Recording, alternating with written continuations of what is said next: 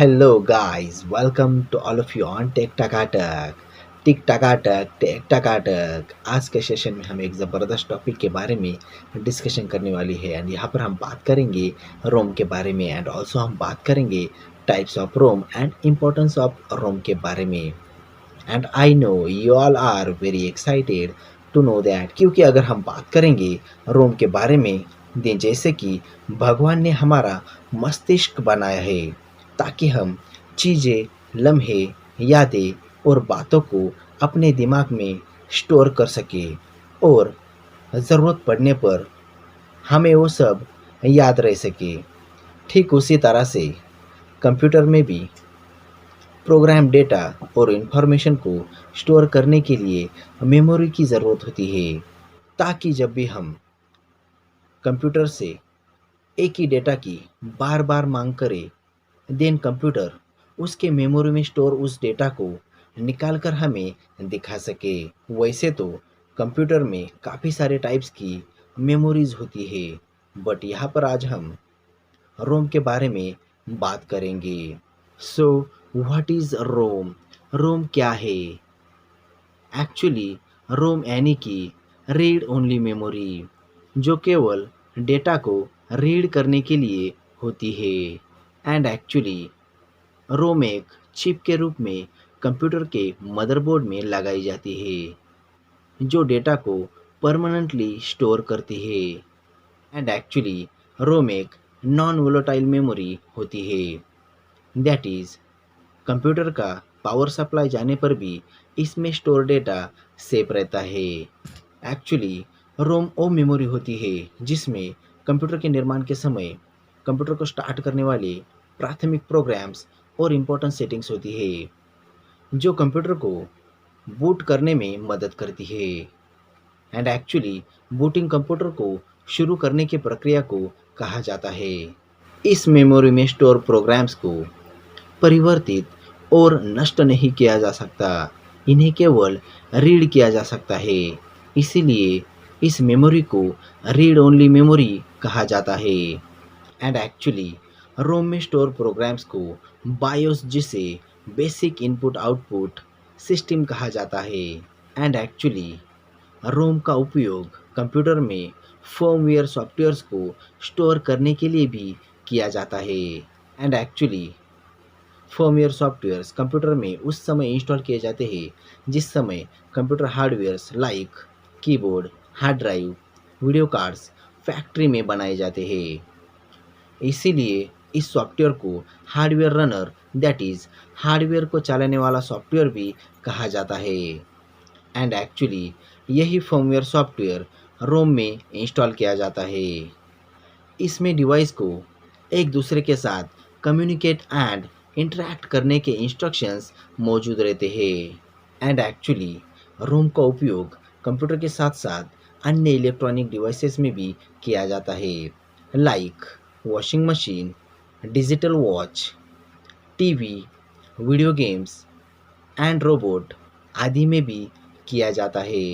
And actually रोम के अलावा computer में रैम एंड सेकेंडरी मेमोरी का भी यूज़ किया जाता है।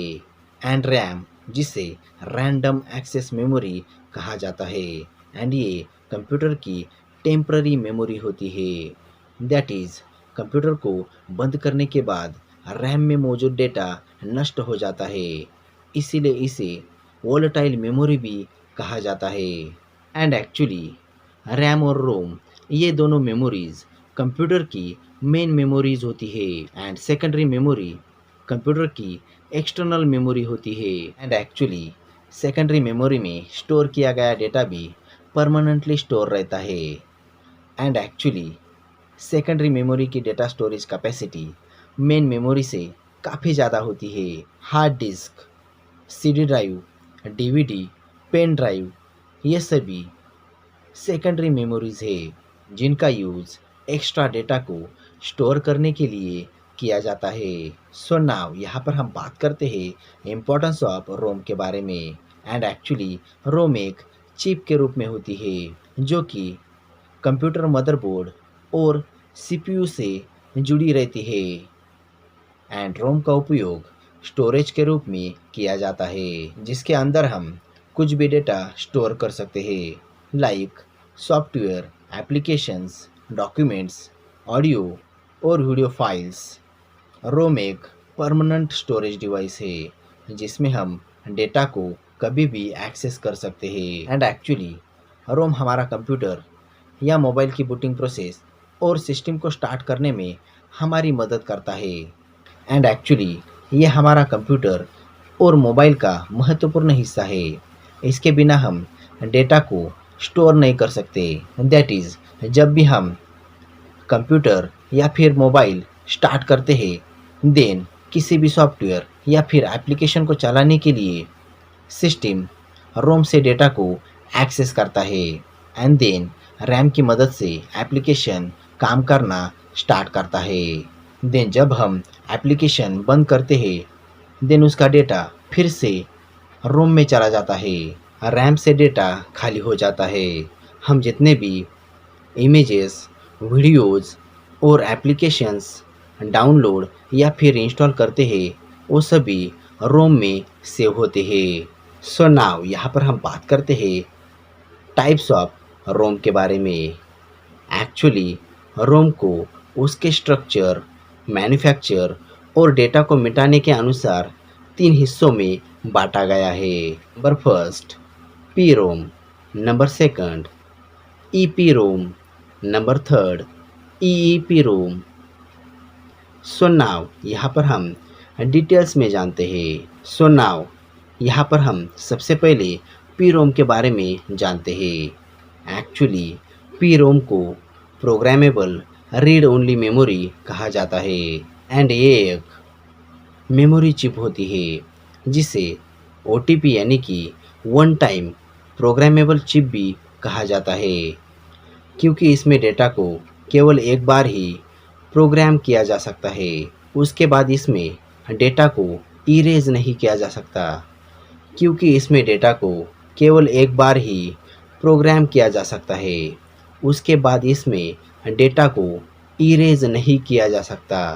हम प्रोम में चाहे जितनी इंस्ट्रक्शंस डाल सकते हैं। इस मेमोरी में छोटे छोटे फ्यूज होते हैं जिनमें प्रोग्रामिंग के ज़रिए इंस्ट्रक्शंस डाली जाती है जिसे दोबारा अपडेट नहीं किया जा सकता। प्रोम में परमानेंटली डेटा को लिखने के लिए प्रोग्रामिंग को बर्निंग कहा जाता है एंड इसके लिए एक विशेष मशीन की आवश्यकता होती है जिसे प्रोम बर्नर कहा जाता है। प्रोम का उपयोग डिजिटल डिवाइस में डेटा को हमेशा सुरक्षित करने के लिए किया जाता है। सो नाउ यहाँ पर हम बात करते हैं ईपीरोम के बारे में। एक्चुअली ईपीरोम को erasable programmable read only memory कहा जाता है एंड एक्चुअली इस चिप पर स्टोर की हुई इंफॉर्मेशन को हम अल्ट्रा रेजेस द्वारा 40 मिनट के लिए लाइट ट्रेस करके मिटा सकते हैं एंड एक्चुअली ईपीरोम को आसानी से इरेज भी कर सकते हैं एंड प्रोग्राम भी कर सकते हैं एंड एक्चुअली ईपीरोम को रीप्रोग्राम भी किया जा सकता है। दैट इज़ ईपीरोम को इरेज करने के बाद फिर से प्रोग्राम डाले जा सकते हैं। ईपीरोम सस्ती और भरोसेमंद होती है। सो नाउ यहाँ पर हम बात करते हैं इसके ड्रॉबैक्स यानी कि कमियों के बारे में। दैट इज़ इसमें डेटा को मिटाने के लिए बिजली की खपत ज़्यादा होती है।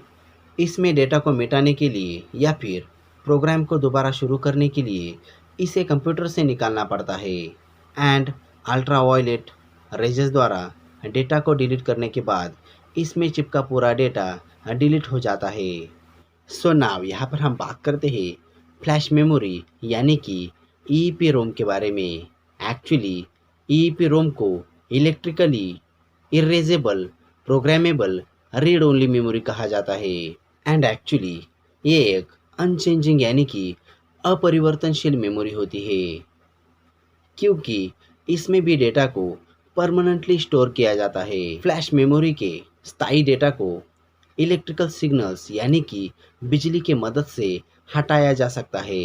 इस प्रकार की मेमोरी का उपयोग डिजिटल कैमरा और MP3 प्लेयर में किया जाता है एंड एक्चुअली ईईपीरोम को हाइब्रिड मेमोरी भी कहा जाता है, क्योंकि ये रैम के समान डेटा को रीड एंड राइट करता है एंड ऑल्सो रोम के समान डेटा को स्टोर करके रखता है।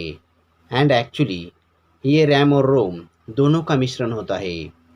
ईपीरोम की तरह इस रोम को डेटा को मिटाने के लिए कंप्यूटर से बाहर निकालना पड़ता है एंड एक्चुअली इसमें हम सिलेक्टेड यानी कि चुने हुए डेटा को भी डिलीट कर सकते हैं। ईपीरोम में प्रोग्राम करना आसान है और इसमें अगणित बार रीप्रोग्राम किया जा सकता है। सो नाउ यहाँ पर हम बात करते हैं एडवांटेजेस के बारे में।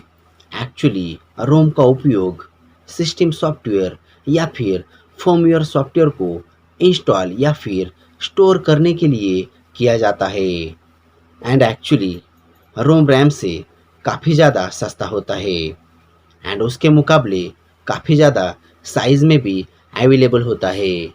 नंबर थर्ड, रोम का डेटा नॉन चेंजेबल होता है। इसमें डेटा को सिर्फ रीड किया जा सकता है।